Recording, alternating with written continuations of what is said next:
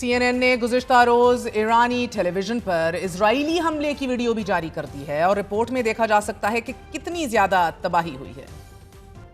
اسرائیلی جارحیت کے جواب میں ایرانی حملوں کے نتیجے میں اب تک ٹیل اویو سٹاک مارکیٹ کو $475 بلین کا نقصان ہو چکا ہے۔ ٹٹ فار ٹیٹ کی اس جنگ میں ایرانی وزیر خارجہ نے تصدیق کی ہے کہ وہ جمعے کو جنیوا میں برطانیہ، فرانس، جرمنی اور یورپین یونین کی خارجہ پالیسی کے سربراہ سے ملاقات کریں گے، جبکہ روس نے ایران، اسرائیل اور امریکہ کے درمیان ثالثی کی ایک بار پھر پیشکش کر دی ہے۔ امریکہ کے اندر بھی ایران پر متوقع امریکی حملے کے بعد احتجاج شروع ہو چکا ہے اور بڑے پیمانے پر وائٹ ہاؤس کے باہر کیے گئے مظاہرین نے احتجاج کے دوران نو یو ایس اسرائیل وار آن ایران کے پلے کارڈز اٹھائے ہوئے تھے۔ اور امریکی صدر کے بیان کے بعد امریکہ میں اب یہ بحث بھی شدومت سے جاری ہے کہ کیا امریکہ کو ایران اسرائیل جنگ میں داخل ہونا بھی چاہیے یا نہیں۔ امریکی سینیٹر رینڈ پال حملے کی مخالفت کر رہے ہیں تو ریپبلکن سینیٹر لنزی گراہم حملے کی حمایت میں بول پڑے ہیں۔ رینڈ پال نے کہا ہے کہ ہمیں کسی بھی صورت ایرانین جنگ کے لیے اپنے ایک فوجی کو بھی نہیں بھیجنا چاہیے، اور میں واضح کر دینا چاہتا ہوں کہ میں کسی بھی صورت اس پر ووٹ نہیں دوں گا کہ امریکی فوجیوں کو ایران بھیجا جائے۔ یہ بہت بڑی غلطی ہوگی، یہ ہماری جنگ نہیں ہے۔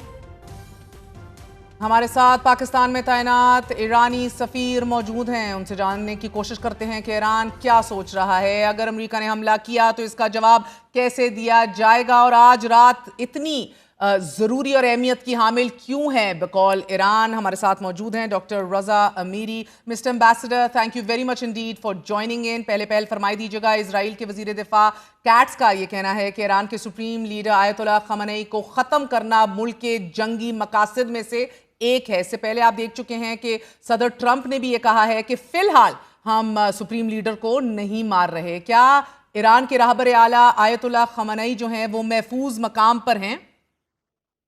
تقریباً ایک ہفتہ گزر چکا ہے اس جارحیت کو، اور اب صہیونی محاذ پر شکست کی علامات نمایاں ہو چکی ہیں۔ یہی وجہ ہے کہ اب وہ رہبر معظم انقلاب اسلامی کو براہ راست دھمکیاں دینے پر اتر آئے ہیں۔ یہ دھمکیاں جو اسرائیل کی جانب سے دی گئی ہیں اور جن کی امریکہ نے بھی حمایت کی ہے، اس بات کا واضح ثبوت ہے کہ ان کا اصل نشانہ اسلامی جمہوریہ ایران ہے، صرف اس لیے کہ ایران گزشتہ 40 برسوں سے ان کی زور زبردستی کے خلاف ڈٹا ہوا ہے۔ آج خود امریکہ کے اندر یہ بحث جاری ہے کہ امریکی قوانین کے تحت کسی خود مختار ریاست کے سربراہ کو قتل کی دھمکی دینا ناقابل قبول اور غیر قانونی ہے۔ اس طرح کی دھمکیاں خود امریکہ کے اپنے آئین اور قانون کی کھلی خلاف ورزی ہیں۔ ہم اس وقت حالت جنگ میں ہیں۔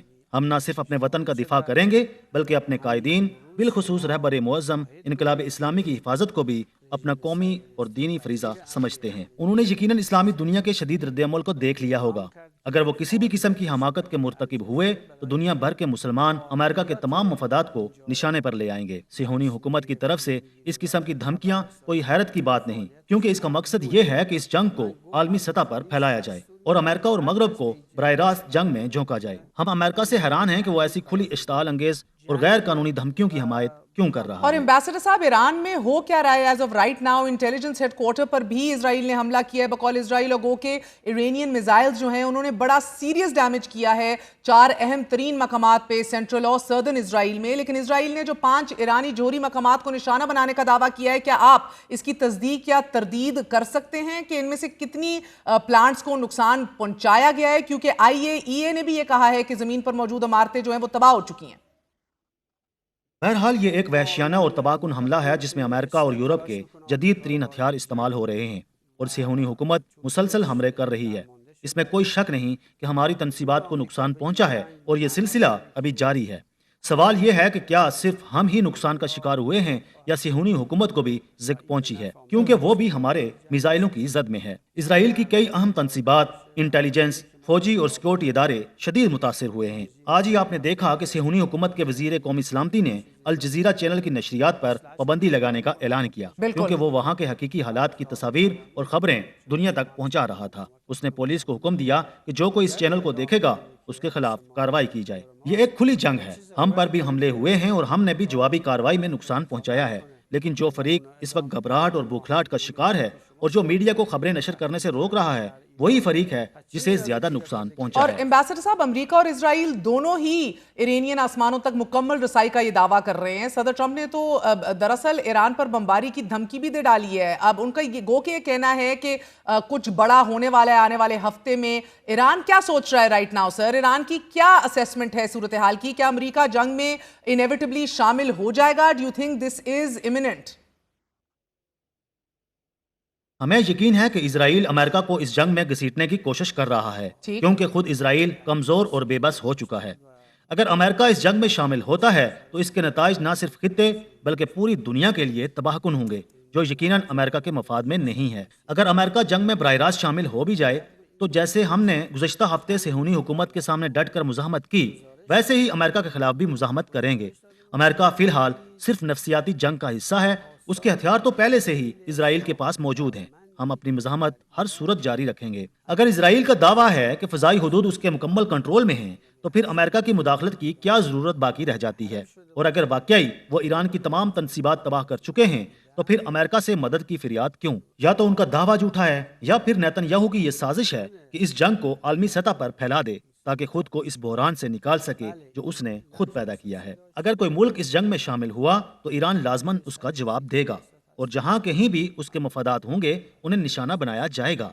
हम अमेरिका को तंबीह करते हैं कि वो इस खतरनाक खेल का हिस्सा ना बने, और अगर वो फर्दू जैसे मराकज़ पर हमला भी कर दे तो याद रखे कि जोर इल्म हमारी नस्लों के जहनों में महफूज है। ये इल्म मिटाया नहीं जा सकता।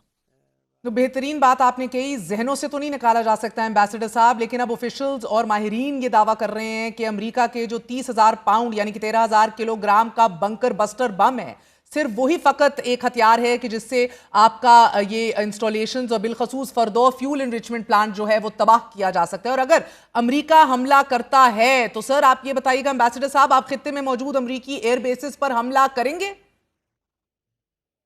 उन्हें बखूबी इल्म है कि इस्लामी जमहूरिया ईरान ने कभी भी एटमी हथियारों का इरादा नहीं किया। बैनुल अक़वामी एटमी तवानाई एजेंसी IAEA बार बार तस्दीक कर चुकी है कि ईरान ने अपने पुरअमन रास्ते से कोई इनहराफ नहीं किया। हत्ता कि अमरीकी खुफिया इदारे भी 2 बार ये एतराफ़ कर चुके हैं कि 2003 के बाद ईरान की किसी फौजी नौयत की चोरी सरगर्मी का कोई सबूत नहीं मिला। महज 2 रोज कबल ही अमरीकी नायब सदर ने वाज़े तौर पर कहा है कि IAEA के पास कोई ऐसा सबूत या मुनज़्ज़म मंसूबा नहीं है जो ये जाहिर करे कि ईरान किसी फौजी जोहरी मकसद के पीछे है। जब सबको इल्म है और खुद आलमी इदारे और अमरीकी हुकाम ये तस्लीम करते हैं कि ईरान का प्रोग्राम पुरअमन है, तो फिर एक ऐसे मुल्क की जोहरी तनसीबात पर हमला क्यों किया जा रहा है जो NPT का रुकन है और जिस पर सबसे ज्यादा निगरानी हुई है? अगर इन तनसीबात पर हमला किया गया तो इसके नतीजे में ताबकारी फैल सकती है जो ईरानी अवाम, आलमी माहौल और खित्ते के लिए शदीद खतरनाक होगा। ये हमला IAEA की करारदाद 533 और अक़वाम मुत्तहिदा की तमाम बैनुल-अक़वामी करारदादों की खिलाफ वर्जी होगा। एम्बेसडर साहब, लीकेज तो एक बहुत बड़ा और ताबकारी ये खतरा है जिसको पूरी दुनिया जिससे डर रही है, लेकिन अब तक ईरान ने सर मीडियम रेंज के तकरीबन 700 मिसाइल इस्तेमाल किए हैं। इजराइल ने अमेरिका को यह बताया था कि उनके मिसाइल शिकन निज़ाम का जखीरा भी खत्म हो रहा है और ज्यादा से ज्यादा 10-12 दिन का रह गया है। अब से लेटेस्ट खबर यह भी आई है एम्बेसडर साहब कि अब आयरन डोम जो है वो भी मुतासिर हो रहा है। फकत 60% मिसाइल इरानियन जो फायर हो रहे हैं उनको इंटरसेप्ट कर सक रहा है, जो पहले 90% थे। शायद यही वजह है कि इजराइल अमेरिका को ईरान के खिलाफ जंग में घसीटना चाह रहा है। लेकिन एम्बेसडर साहब ये फरमाई दीजिएगा कि अभी ईरान के पास कितना जखीरा मौजूद है? क्या अमेरिकी मुदाखलत के इम्कान के बाद ईरान के पास इस जंग को जारी रखने के लिए काफी मिसाइल मौजूद हैं?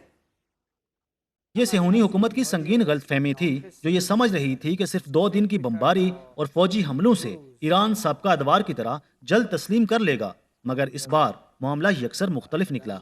इजराइल की हमेशा यही हिकमत अमली रही है कि वो सिर्फ उसी जंग में शरीक हो जिसमें फतह यकीनी हो और मुद्दत मुख्तसर हो, लेकिन अब वो एक ऐसी जंग में दाखिल हो चुका है जो 7 दिनों से जारी है और हर गुजरते दिन के साथ हमारी दफाई ताकत और हथियारों की बरतरी जाहिर हो रही है। अगर इजराइल ने हथियार न डाले और जंग बंद ना की तो ये लड़ाई कितनी तवील हो जाए कुछ कहा नहीं जा सकता। यही वजह है कि वो अब अमेरिका को मदद के लिए पुकार रहा है। अमेरिका को चाहिए कि दानिशमंदी से काम ले और सोचे कि वो एक ऐसे शख्स के हाथों खेल क्यों बने जो दुनिया भर में नस्ल कुश, जंगी मुजरम और बच्चों का कातिल समझा जाता है, चाहे वो मशरिक हो या मगरिब, मुसलमान हो या गैर मुस्लिम। सबकी राय यही है। ये शख्स इस वक्त बैनुल अक़वामी फौजदारी अदालत की तरफ से मतलूब है। अमेरिका आखिर क्यों खुद को एक रुस्वा शख्स की जंग में धकेल रहा है? اگر امریکہ اور اس کے اتحادی اسرائیل کی مدد کو آتے ہیں تو ہم اس قدر طاقتور وسائل رکھتے ہیں کہ طویل جنگ میں بھی ان کا مقابلہ کر کے یقینی شکست سے دوچار کر سکتے ہیں۔ بھرپور طاقت رکھتے ہیں سر، بالکل آپ ویسے بھی صحیح فرما رہے ہیں سر، کیونکہ ایمبیسڈر صاحب آج بھی 70 سے زائد لوگ غزہ کے اندر شہید کر دیے گئے ہیں، جس کے اندر سے متعدد بچے ہیں۔ لیکن ایمبیسڈر صاحب کچھ اطلاعات یہ بھی ہیں کہ عمان اور قطر نے ثالثی کی پیشکش کی ہے۔ کل ڈونلڈ ٹرمپ نے بھی یہ دعویٰ کیا کہ ایران مذاکرات کے لیے امریکہ سے رابطے میں ہے۔ کیا آپ تصدیق کرتے ہیں؟ کئی ممالک نے ثالثی کی پیشکش کی ہے، لیکن ہمارا موقف یہ ہے کہ ہم پہلے ہی مذاکرات کی میز پر موجود تھے۔ ہم نے طے کیا تھا کہ 15 جون کو مسقط میں امریکی وفد سے بات چیت ہوگی، لیکن اس سے صرف 2 دن قبل 13 جون کو ایران پر حملہ کر دیا گیا۔ اب سوال یہ ہے کہ اس حملے کی وجہ کیا تھی، اور اب جب وہی فریق مذاکرات کی بات کر رہا ہے تو اس کی نیت پر کیسے اعتبار کیا جائے؟ کیا کوئی ملک جنگ، بمباری اور آتش و آہن کی گولہ باری کے دوران مذاکرات کرے گا؟ اگر وہ واقعی مخلص ہیں اور سنجیدگی سے بات چیت چاہتے ہیں تو پہلے جنگ بند کریں۔ ہم ہمیشہ مذاکرات کے لیے تیار رہے ہیں، ہم نے کبھی دروازے بند نہیں کیے، لیکن ہر بات کے لیے حالات اور ماحول کا سازگار ہونا لازمی ہے۔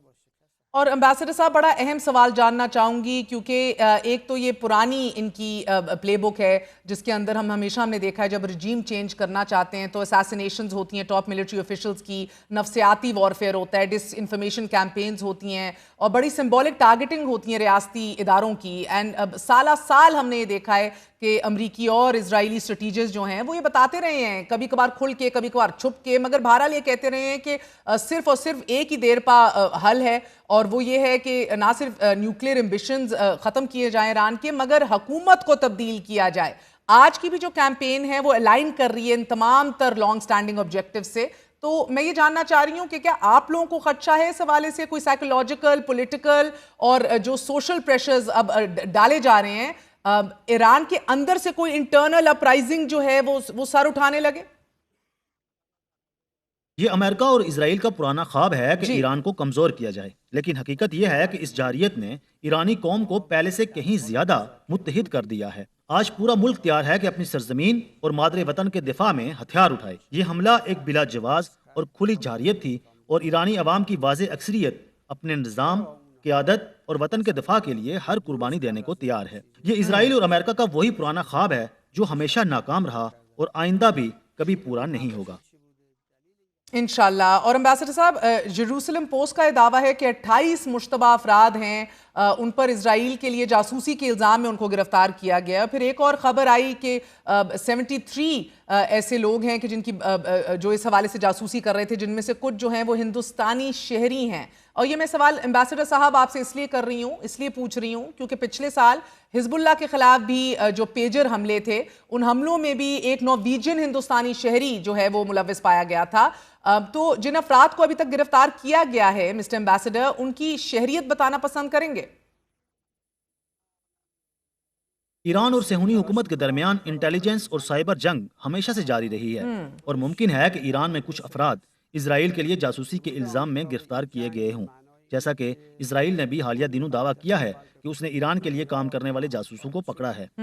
ایسے حالات میں یہ معمول کی بات ہے کہ ممالک اپنی سیکیورٹی کو فعال رکھتے ہیں، لیکن ابھی تک ان افراد کی شناخت اور تفصیلات سیکیورٹی اداروں کے پاس ہیں اور عام نہیں کی گئیں۔ مجھے ذاتی طور پر ان کی شناخت سے کوئی واقفیت نہیں ہے۔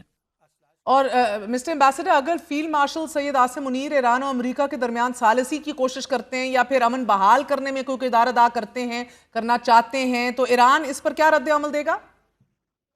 اسلامی جمہوریہ ایران ہمیشہ سے مذاکرات کا حامی رہا ہے۔ ہمارا مطالبہ واضح ہے کہ جو فریق حملہ آور ہے وہ اپنی جارحیت بند کرے۔ ہم مذاکرات سے کبھی فرار اختیار نہیں کرتے، لیکن صہیونی حکومت سے کسی بھی قسم کا کوئی مکالمہ نہیں ہو سکتا، کیونکہ ہم اس جعلی، قابض اور بچوں کے قاتل نظام کو کسی صورت تسلیم نہیں کرتے۔ ہمارا موقف یہ ہے کہ اسے اس خطے سے مکمل طور پر ختم ہونا چاہیے۔ جہاں تک امریکہ کا تعلق ہے، اگرچہ اس کی پالیسیاں ہم سے مختلف، ظالمانہ اور توسیع پسندانہ ہیں، لیکن بہرحال وہ ایک ملک ہے جسے ہم بین الاقوامی طور پر تسلیم کرتے ہیں، اگرچہ ہمارے اس سے سفارتی تعلقات نہیں ہیں۔ ماضی میں ہم نے امریکہ سے بات چیت کی ہے، اگرچہ بالواسطہ، اور اگر حالات سازگار ہوں تو ہم آئندہ بھی بات چیت کے لیے تیار ہیں۔